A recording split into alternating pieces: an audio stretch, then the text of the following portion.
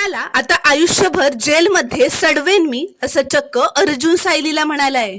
श्री स्वामी समर्थ प्रेक्षकांनो, आता अर्जुनला प्रियाचं सत्य कळताच तो खूप रागात प्रियाला ओरडायला, तिला घराबाहेर काढायला घरी आलेला असतो.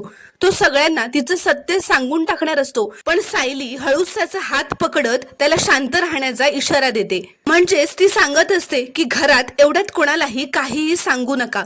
म्हणून आता अर्जुन सुद्धा शांत राहतो. आता सायली अर्जुन वर त्यांच्या खोलीत जातात. आता अर्जुन सायलीला म्हणतो, तू मला खाली काही बोलू का दिलं नाहीस? तर सायली म्हणते, कारण मी तुम्हाला गाडीतच सांगितलं होतं की राग शांत करा, आपल्याला आताताईपणा करून चालणार नाहीये.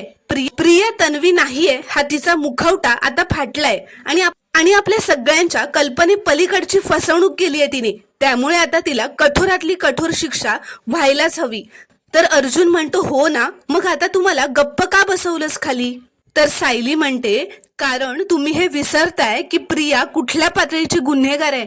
आपण सत्य सांगून टाकलं ना तर ती बघता बघता ते सत्य बदलून टाकेल आणि आपल्यालाच तोंड घाशी पाडेल. तर अर्जुन म्हणतो, सायली तरी आता पेशन्स नाहीयेत माझ्यामध्ये अगं. तर सायली म्हणते, तुम्हाला संयम ठेवावाच लागणार आहे, कारण आत्ता जो चिडलाय ना तो पूर्णाजींचा नातू आहे, आईबाबांचा मुलगा आहे आणि रविराज काकांचा पुतण्या आहे.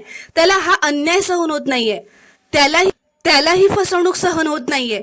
पण तुम्ही या अर्जुनला थोडा वेळ बाजूला ठेवा आणि ॲडव्होकेट अर्जुन सुभेदार म्हणून विचार करा. मग तुम्हीच म्हणाल की आपण प्रत्येक पाऊल सावधपणे टाकायला हवं, तरच प्रियाला कठोरातली कठोर शिक्षा करता येईल, हो ना?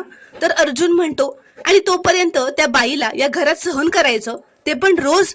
तर सायली म्हणते, अहो आता काहीच दिवस राहिलेत. जी मुलगी तन्वी म्हणून मानाने या घरात राहत होती ना, ती कशी लाथा खात बाहेर जाते ना ते बघाच. आणि आता थेट जेलमध्ये जाईल ती. अर्जुन म्हणतो, हो, तिला जेलमध्ये पाठवण्यासाठी मी माझी सगळी ताकद लावेन, एक एक छोटे पुरावे गोळा करेन. ती माझ्या कुटुंबांच्या भावनांशी खेळली आहे ना, तिला आयुष्यभर जेलमध्ये सडवेन मी सायली, असं अर्जुन खूपच रागात म्हणतो. तर सायली म्हणते, हो, पण आपल्याला थेट हल्ला करता येणार नाहीये, लपून वार करावा लागेल, तेही योग्य वेळ आल्यावर.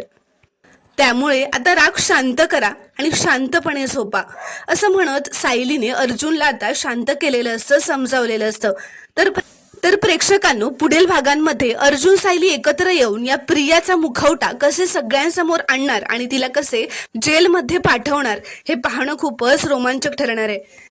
ते पाहण्यासाठी चॅनलला प्लीज सबस्क्राईब करा आणि व्हिडिओला एक लाईक नक्की करा.